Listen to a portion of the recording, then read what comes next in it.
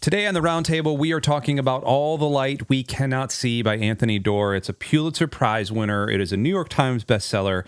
Netflix turned it into a miniseries. If you've read it, you already know about it. If you haven't, by the time we're done today, you'll know if this book and this show is for you. I'm Chino. That over there is Templar. Welcome to the Roundtable.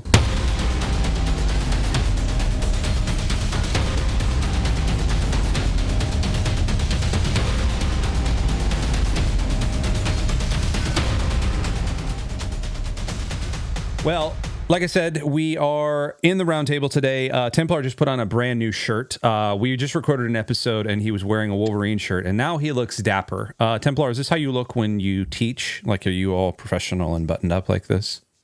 I don't know if I'd call this professional, but this is how I look when I teach, yes. That's great. I'm sitting here wearing an Under Armour shirt, so forgive me. Every month in our Lux Discord, we read a book together.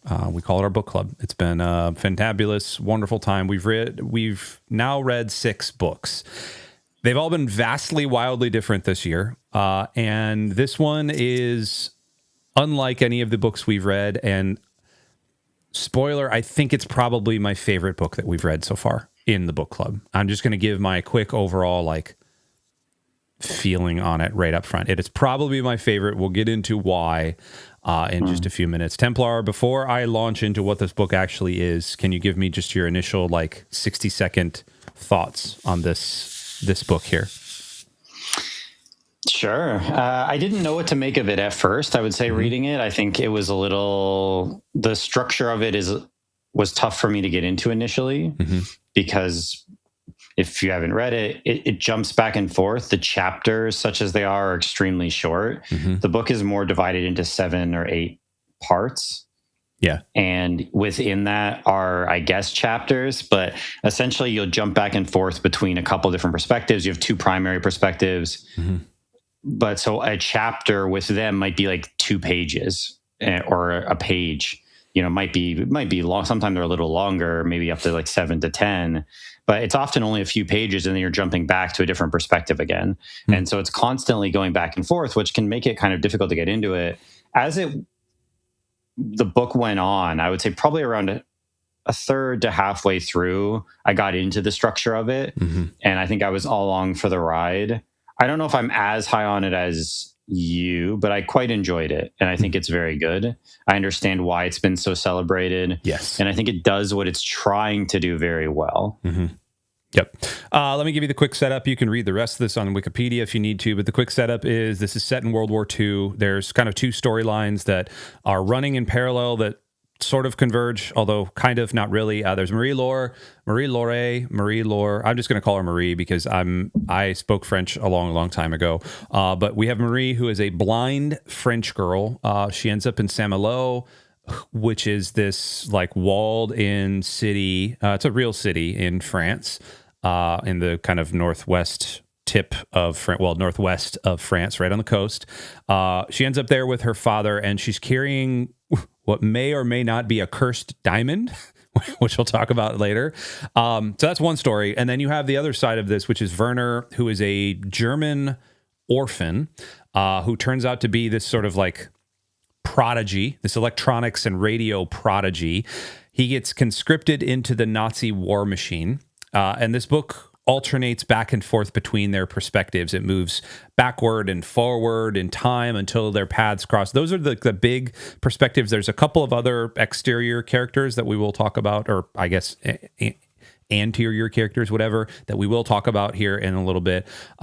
That's kind of the overall thing. So Templar, before we get into how this book made you feel and kind of all those things, what made you bring this up in our choosing? Is it because you were going down Pulitzer Prize and went, oh, that's good? Did you see it on Goodreads and get it recommended? How did it come across your desk? It was just building a variety into our book club reading for the year. And it's one that's been much discussed and I think is maybe not necessarily as front of mind anymore, but is very well known, and I thought would be pretty interesting for us to get into. Very celebrated. So I think just for the sake of variety, and it's a very well-known book, so it seemed like a cool inclusion and something different. Everything, as you said, everything we've read has been quite different, and I think this fits that well, and so does next month's book. Also fits into that quite well. I'm going to check that into the wilderness. Which we'll talk about a little later. But yeah, just variety, like kind of knew of it, wanted to include something a little different, and I'm glad we did. Yeah, I agree. Good. I agree. I want to get into kind of some of the specifics of this book then. So, Doerr, so Marie is blind, of course, and Doerr does a thing, and I think it's on purpose. This is what good authors do, right? He intentionally couches everything in sort of this metaphysical way of feeling. And I immediately picked up on it when we start seeing Marie. As I say, not with any sort of like joking, but you watch her, and she actually can see for the first couple of years of her life, and then she goes blind. She gets cataracts, and like they don't know how to fix it, and she goes blind. So she knows what colors are, and everything that she starts to hear, she hears in color, which is like a synesthesia type thing, which I think is fascinating. My mom, before she passed, she had synesthesia. She could see colors, and so that's why she had perfect pitch. It's why she was an amazing musician. It's fascinating. But the way he describes her makes me feel things, and so I think I want to aim this episode a little bit more towards feeling, instead of seeing and instead of describing. So the first idea of feeling I want to talk about is the structure. You talked about it briefly up front, writing in extremely short chapters with 7 sort of main chunks. The way that you can perceive it is it starts with like the modern day chunk of time that's happening. It's almost like, what's that movie, Memento, where there's like a modern day chunk and then it's flashing back and forth and kind of catching you up. It starts with the modern day thing and then it goes back, 8 or 9 years. And then there's some stuff that happens. And then you get to the second big chunk and there's today. And then it flashes back to kind of the leading up. And then it's today. And then, does that work for you at the end? Or does it kind of drive you crazy? Does it let me put it another way. Does it create a momentum for you, or does it just kind of fragment the way you feel about the book? I don't mind the jumping back and forth. Yeah. So the present day is set, I think, in August of 1944. Mm-hmm. Ish. August. Yeah. Is it August, or maybe it's May of 44? But it's set in 44. No, August is right. Yeah, August is right. Yeah, August of 44. We go through the day where the city is kind of being bombed, and so it's the events that are happening there, and then we're jumping back to seeing how it came to, to catch up, going back to see their childhood of our 2 main characters, and there's a third character as well, von Rumpel, who's becomes important as well, and how they got from where they were to there. I don't mind that structure. I think in terms of momentum is interesting. I don't know if this book has a lot of momentum for me. I think the book, I don't know. To me, it's just not a plot heavy book. There's certainly things happening, and obviously the characters move from where they were, but I mean, it's so much about feeling and description and just the environments and nature and science, and there's so many of those elements going on, and I would definitely get it if someone told me that it feels very propulsive for them. I don't know how propulsive it felt for me. Maybe as it kind of moved on and I got into the structure, maybe that's just a consequence of the structure taking quite a while for me to kind of get used to, and the fact that it is kind of never allowed to.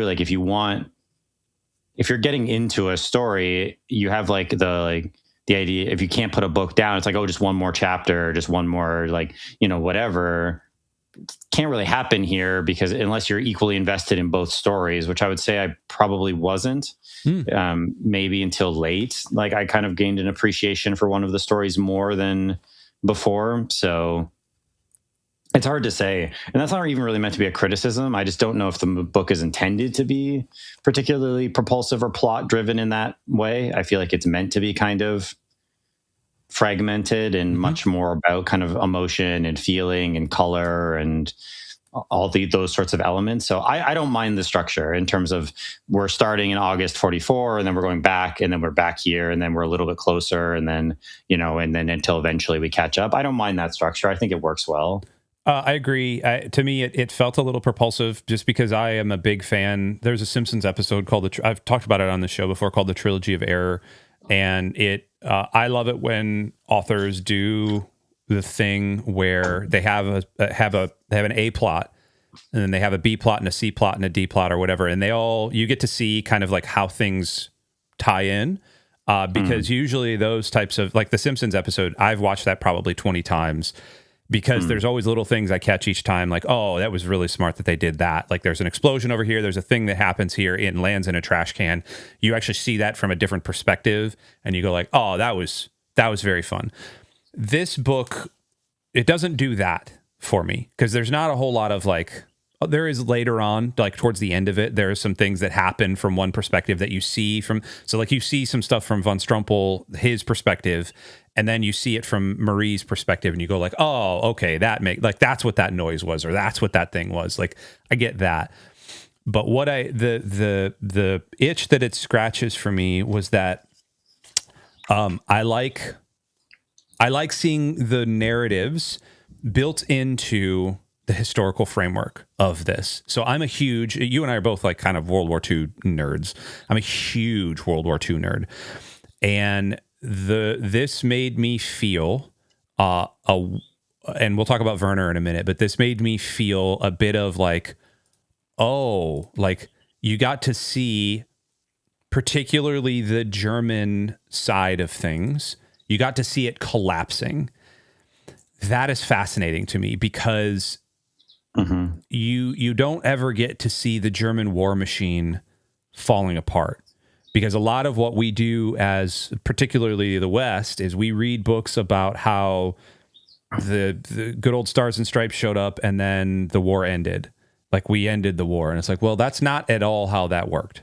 The Americans technically were only involved for a year, like after Normandy. Although they had been doing stuff for 2 or 3 years before then, and then there was Japan and all this other stuff. But realistically, the Stars and Stripes did not show up and like the war just ended. Nazi Germany kind of started eating itself before then. And you got to see that from Werner's perspective. And like the feeling I had for that was like because of the time, like, you got to see like Werner when he's younger, and like it made me feel like, oh boy, this, like, he's being indoctrinated. You got to see Marie, and she was like learning how to be part of the French resistance and like all sorts of stuff there. That's very cool to me. The other thing that I wanted to tie into this though is that a couple of months ago we read Catch-22. Catch-22, there was like time flashes happening all the time. I hated it. I did not like Catch-22. I hated the way it was flipping back and forth. I appreciated the way that this was flipping back and forth. Let's go back to you real quick. How did you feel about the way Catch-22 was flipping all over the place? A little different. Yeah, we talked about it. I respected the technique and all the planning that would have went into creating the first half of that book. I did not enjoy reading the first half of that book at all. The constantly going back through the same scenes again and again and again from slightly different perspectives.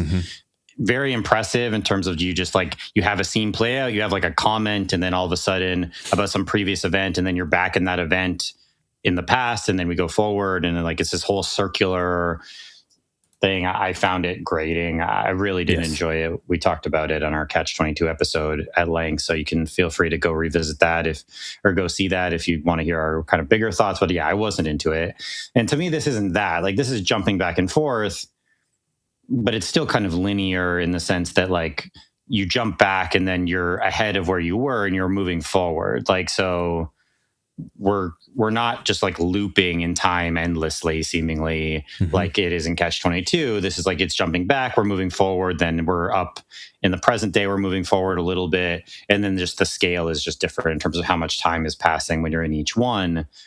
So to me, it's a very different structure. This is much easier to follow and makes sense, I think, for what he's trying to, the story he's trying to tell of getting these people to this one location for this.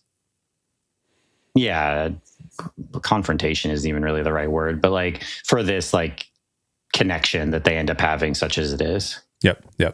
Okay, I want to talk about a couple of the characters then. So the main character is obviously Marie and Werner. I want to start with Werner. I think he's the most morally complicated in the entire book.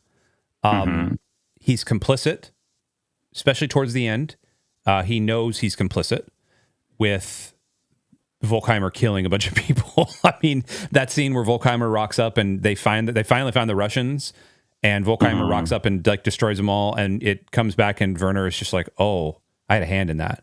Like, and we'll talk about Volkheimer in a few because I think he's also a very sympathetic character. Werner is complicit and he knows it, but he keeps going anyway, especially with like once he figures out what they're using this triangulation because before that it's like I guess he's kind of complicit as well with Frederick, his friend, where he doesn't actually stop all of the people from beating the absolute snot out of Frederick and turning him into essentially a vegetable, that was sad. We'll talk about Frederick in a little bit. Is Werner a victim? Is he a villain? Is he both? Is he neither? Like, what is Werner in your eyes?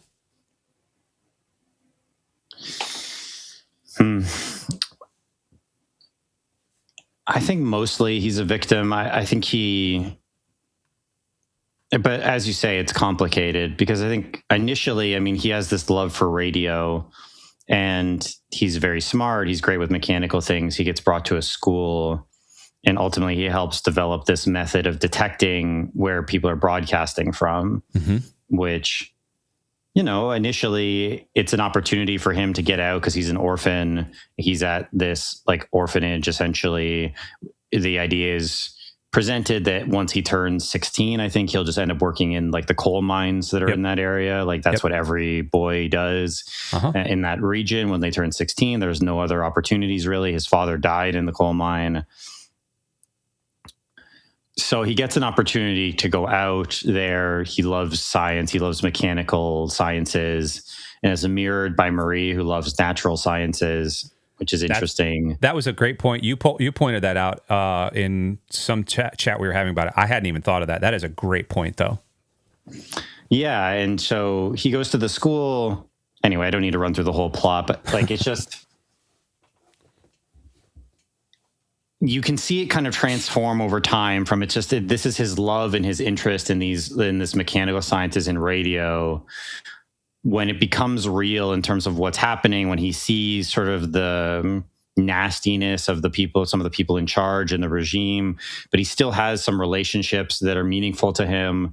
And then at that point, he's kind of committed, where it's like, well, what is he going to do? Is he going to try to desert and go back to his like hometown? I mean, they would know where he is. Like he's kind of committed at that point once he gets put into the army itself as like a 16-year-old because he's underage. Like, and they like basically they lie that he's 18 so they can put him into the Wehrmacht, which is the army. Like, and he ends up with Volkheimer like seeking it out.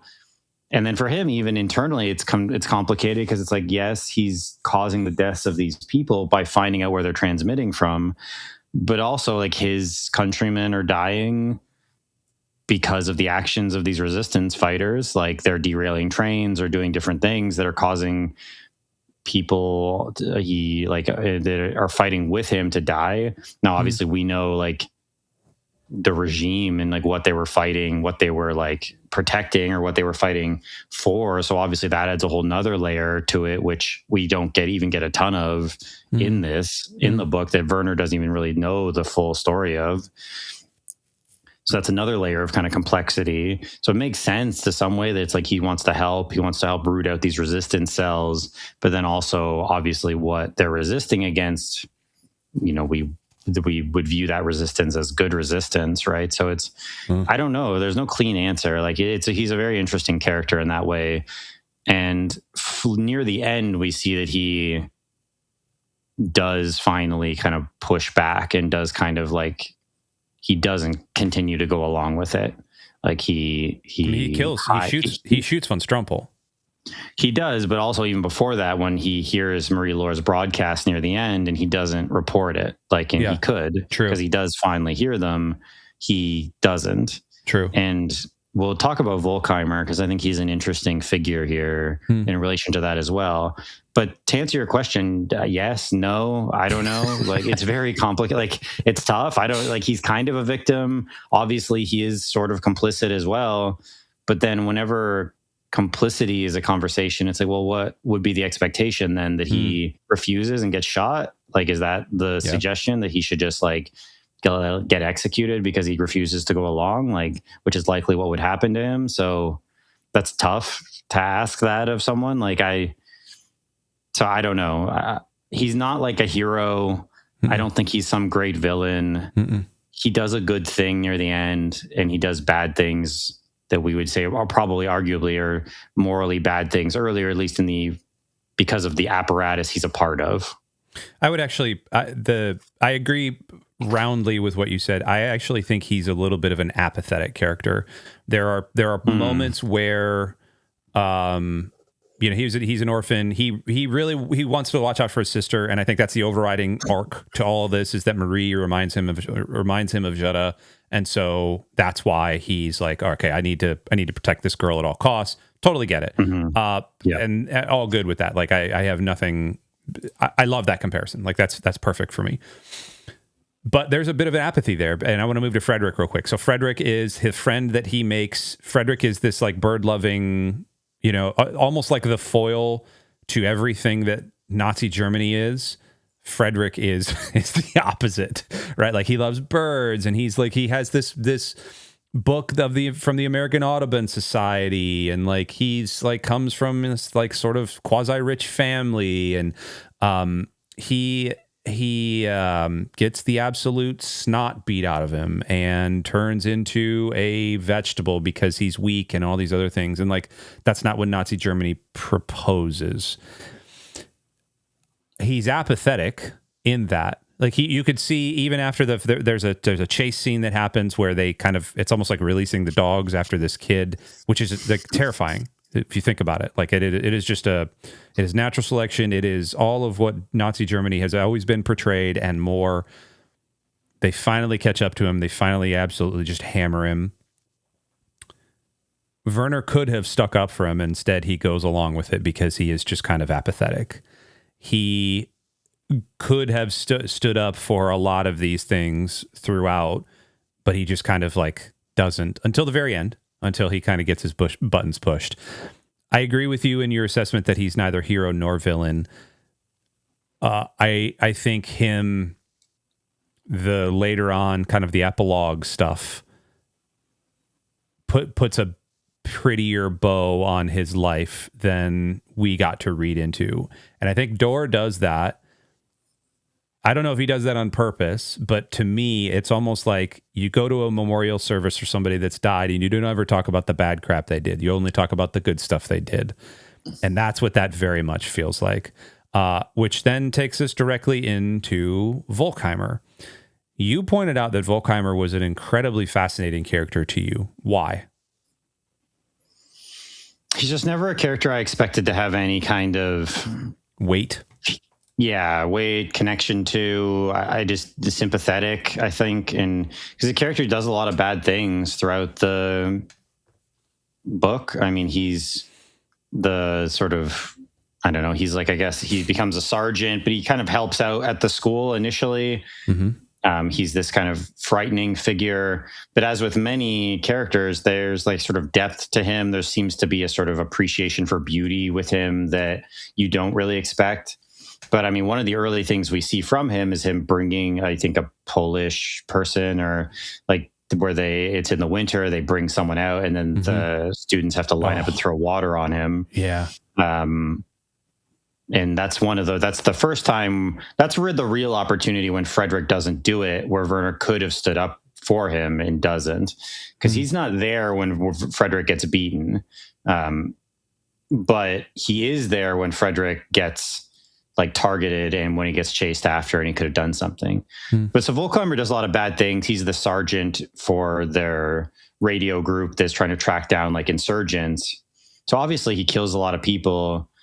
He has a real soft spot for Werner, and I think at least I read it as there's this repeated line of what you could be. And I think it's this idea that Volkheimer probably also was interested in other things, or like has this interest in things like radio, or wanted to do other things, but he ended up kind of being a tool in the machine or a part in the machine, doing what he was asked to do. But he sees in Werner something that he wants Werner to do something different. He doesn't want Werner to be what he is. He doesn't want him to become it. That's how I read it anyway. And we get the impression that Volkheimer knows that Werner hears this broadcast from this girl and doesn't report it. Yep. And Volkheimer doesn't turn him in. We get it when they're stuck in the basement together that Volkheimer knew and didn't do anything about it. And it's the music that Marie-Laure plays that seems to sort of bring Volkheimer out of his stupor at the end, when he seems to have been like committed to just dying. So I think we see an appreciation for the arts and for beauty that many characters in the book show with Volkheimer, even if we don't get as much time with him. And I think his affection for Werner, and then we get at the sort of epilogue stuff after the war, when Volkheimer becomes this like radio terror, installs television antennas or whatever in the 70s. I think it's in the 70s. And he brings Werner's stuff to his sister. You know, again, we just see that kind of affection that he had for him. So it's another kind of character that they did a lot of bad things, maybe let himself become something he didn't want to be, and didn't want that for Werner. That's a good call. Volkheimer to me is, and I think I made this to you, he feels like, oh my gosh, I said his name from Lenny from Of Mice and Men, without the the mental handicap, although he might be mentally handicapped, we don't know. He's just kind of the strong, silent one.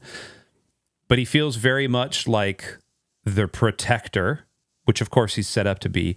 But it turns, Lenny kills a rabbit? Is that what the little rabbits? Is that what it in Of Mice and Men? He kills the rabbit and he feels real bad about it. Volkheimer doesn't really emote like feeling bad about anything. And until the very end, when you just see him sort of breaking down when he gets the bag and all those other things.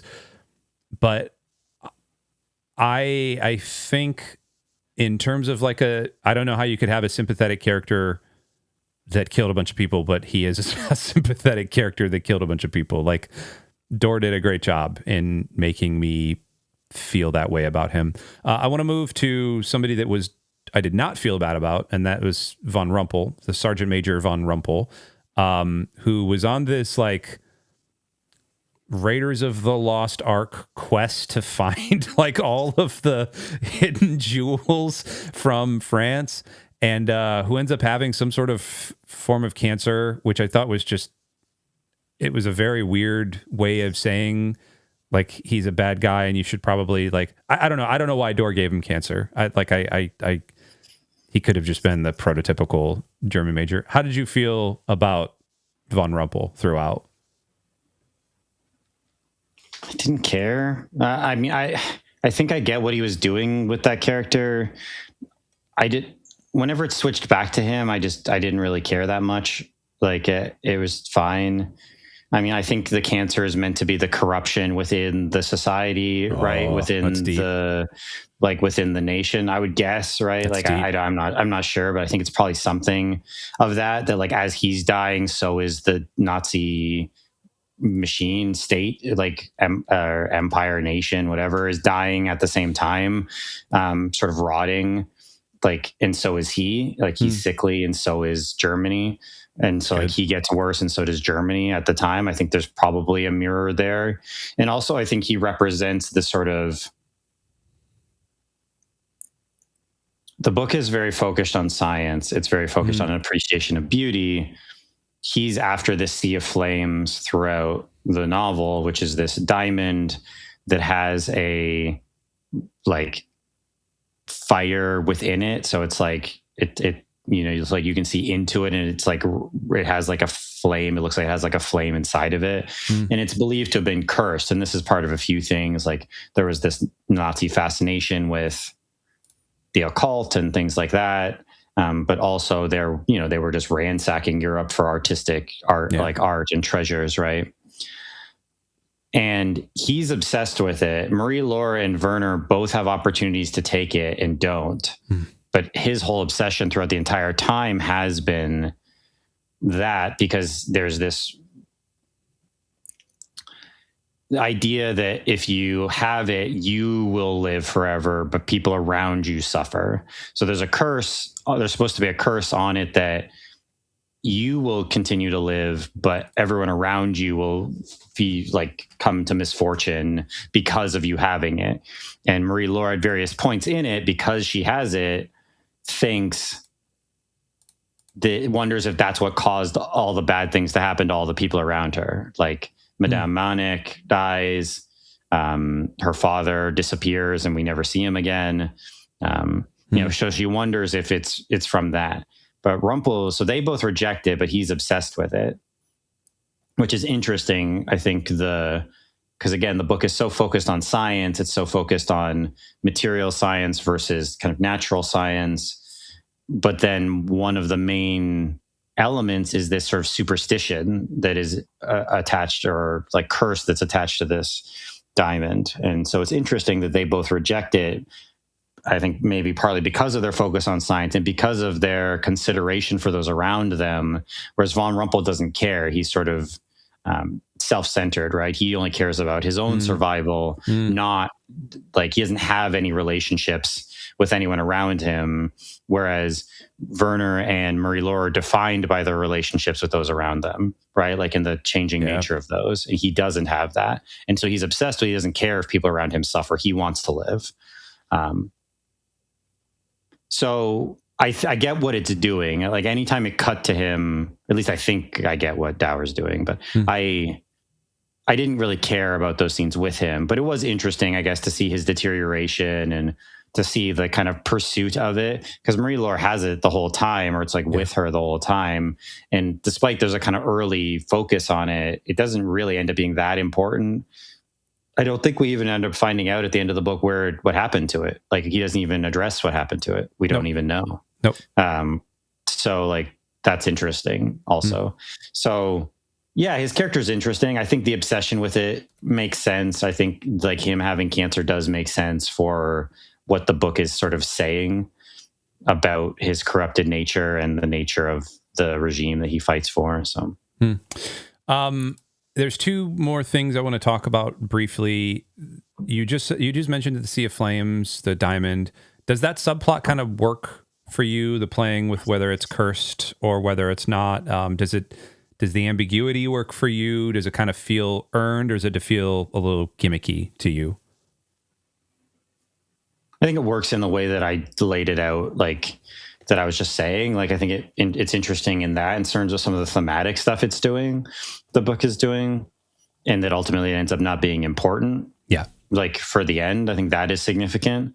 So, but yeah, again, like the subplot with it, I don't know how necessary it is or isn't to the plot really, but obviously that's what brings von Rumpel in as a representative of the regime and above this like focus on superstition, not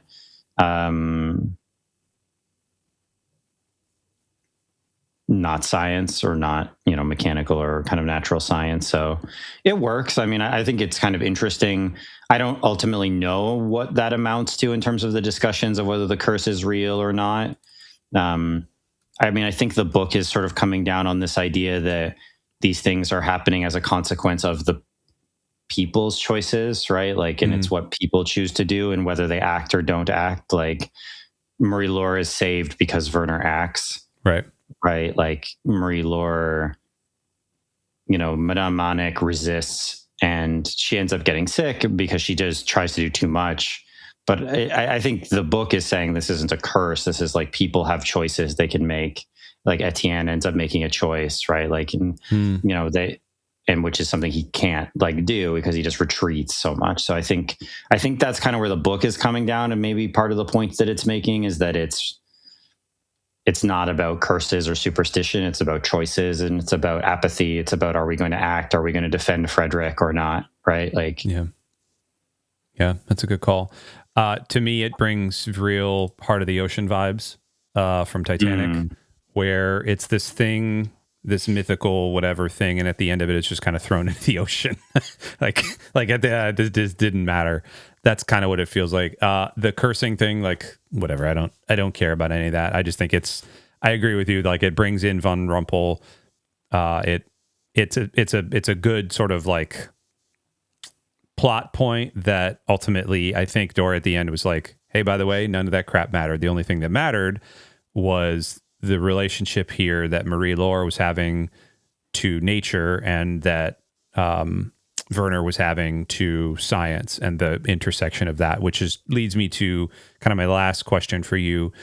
The sensory experience that Marie-Laure has. I talked about the seeing in colors. I kind of talked about the fact that she's having to feel her, literally feel her way through being a 16-year-old girl, which I can't even imagine being a 16-year-old girl, being blind, having your city be bombed, be taken over by Germans when you're 12 or 13, and then be bombed when you're 16. Like, I can't even imagine that.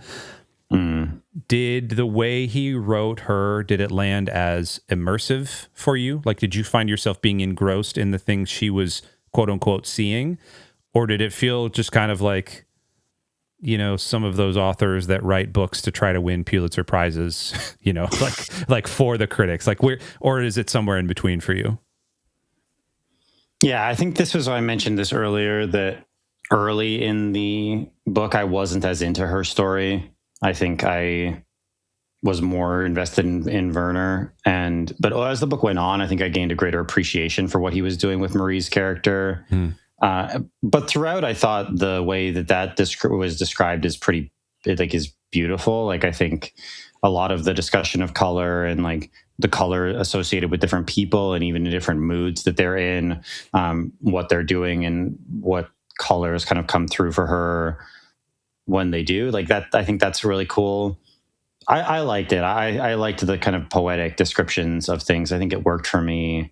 And as the book went on, and like I said, I think I gained a greater appreciation for it than I did kind of initially, because I wasn't as sure. But no, I think it worked. And I think I understand why it got so much attention. I don't like necessarily the decisions he made, although I do understand them. So yeah, I want to let's move into kind of our last little section here, kind of how it connects to you and like your overall like thoughts of the book, not just of the characters, but of the book as a whole. Like, where do you position this in terms of your literary history? Is this something you'd read again? Is this like required reading for people? Like, just give me the generalities and dive wherever you need to.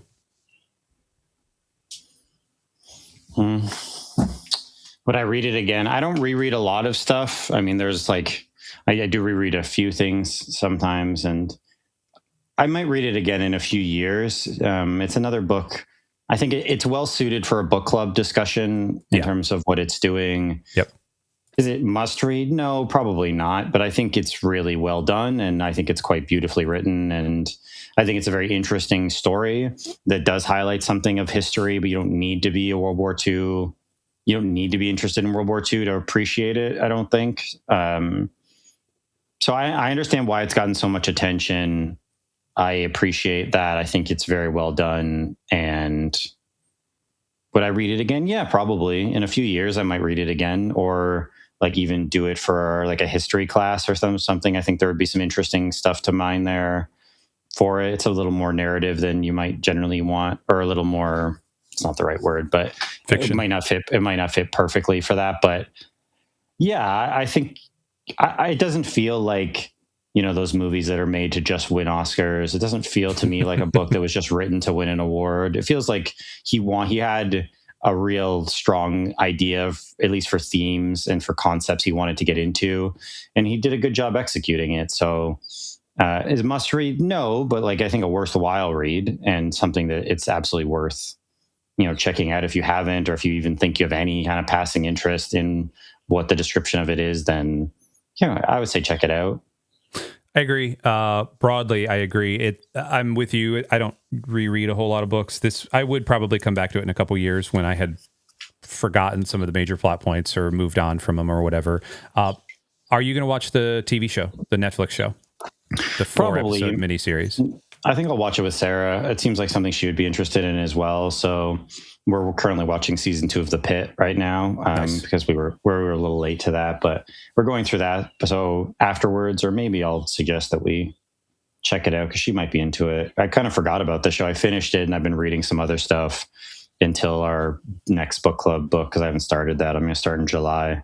I've just been reading some other stuff. So I kind of forgot about the show, but I'm definitely going to check it out. It looks cool from the trailer that we've been playing here. I got about 20 minutes into it. I mean, it immediately starts just like the book started, with bombing and like stuff happening. Like it just kind of throws you in media res, like just go for it, which I like. And then it kind of goes back to a young Marie, and like the actress they got to play, the older Marie and then the younger Marie, fantastic actresses, just like spot on, exactly what you would think of who they are. Werner, he's a little more fine. Like he's just your typical German dude.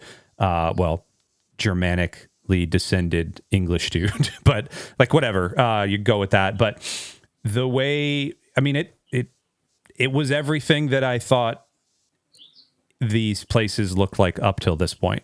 Like it's very Parisian. It's very like Germany. It's very Nazi. It's all the things.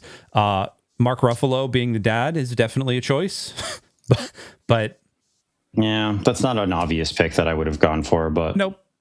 And Hugh Laurie as Etienne being the weird uncle is also a choice. I like Hugh Laurie. I think he's a great actor, and so I haven't gotten to any point where I've seen Etienne yet. I just know that he's in it. So I'm assuming it's going to be good, but I don't know. We'll see. Any other thoughts on this book before we transition out of it and then we release what we're going to be doing for next month? Begrudgingly. No, I don't think so. I think we covered it all. I think we covered all my main thoughts on the book. It's very good overall for me. It's probably like an 8 out of 10. I quite enjoyed it. I'm not sure where it ranks, and all of the books we've read are so different. It's hard to say. It's probably it or Mistborn are probably my favorite books that we've read so far this year. Okay, wow, so it's up there with Mistborn for you. Obviously, very different vibes. Like Mistborn, much like heist, fantasy, action, whatever book, but so very different. But similar, I think I gave Mistborn an 8 as well. So it's in a similar like kind of sphere in terms of how much I enjoyed it, just for different reasons. So if I reread it, I might even like it more, because if I was more into the beginning of like the structure at the beginning, because I would say I liked it more and more as I read it. So if I reread it in a little while, I might even put it higher, because if I was into it for the whole book. So yeah, really liked it. Definitely, yeah, top 1 or top 2, because I mean, going back, what did we... So we did Brave New World, which I didn't really like. Catch-22, which I really didn't like. Mistborn, which was very good. The Firm. And then this, right? That's it? Yep. Or am I missing one? Nope, okay. That's it. So yeah, I would say so. This or Mistborn are my 2 favorites so far. So, well, what are we doing next month then? I hate it. There it is right there. Susanna Clark's Piranesi. I've always heard it said Piranesi, yeah. Which I haven't started yet. I wait until the beginning of the month. Like, so we're reading this for July. So you're welcome to join us and hear all of Chino's many, many thoughts. I'm sure that he already has many thoughts, and I'm sure he'll have many more over the course of the month. So again, feel free to join the Discord, discord.gg/Lux Digital Church, and jump into the book club. But we're reading this for July, much celebrated favorite of Book Talk and BookTube and all of the different social media book discussion communities. And, I feel like I'm being I feel like I'm being gaslit by all those communities. That's what I feel like. Now, granted, I'm only 33 pages in. Maybe this book totally flips it. If you want to see a pastor melt down about a book, join our Discord. I mean, I've consistently heard that like it's much celebrated. A lot of people really like it, but it is supposed to be essentially dreamscape, the book. Like it's very sort of like dream logic, dream like, which is a way of saying that a lot of stuff in it probably isn't going to make a ton of sense and is going to be, I haven't started reading it yet. So I'm not saying this but like Chino, joking aside, has not been enjoying his time with it so far. And from my understanding of it going in is it's very imagery heavy, very dream logic heavy. And it's not really a kind of traditional narrative or plot structure or anything like that. So, but much celebrated. Thought it might be interesting to check it out. I think the discussion will be interesting one way or another, whether the book is or not. So, hey, if you're interested in hearing all of that, then feel free to jump in. We'll be starting that in a week or so for July.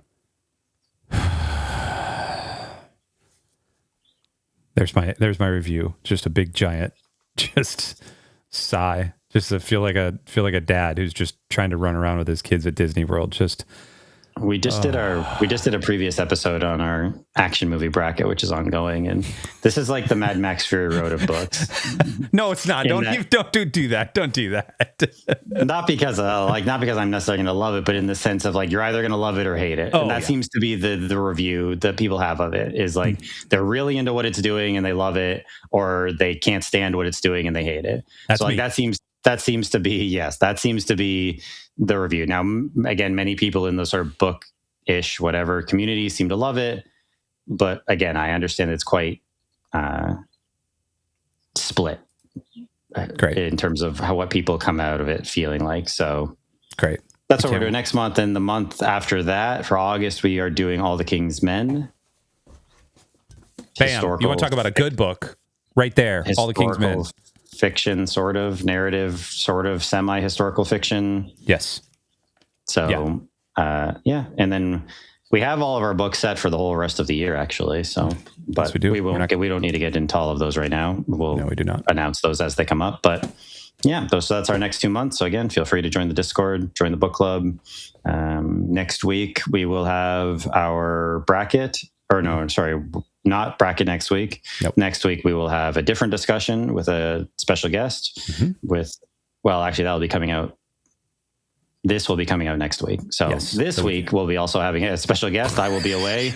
And then so next week, our bracket will return once I'm back from vacation after 2 weeks of that voting. So again, thanks everyone for the engagement. Any final thoughts, Chino, about the book or anything else before we go? We went from a good book to a bad book, and maybe that's what is making Piranesi feel real bad. And then we're going to go back to a good book. I can't wait for us to get through July. There we go. I did it. Sweet. I did it. Yep. Until next time, thanks for joining us on the Roundtable. We love you. We miss you. We'll see you later.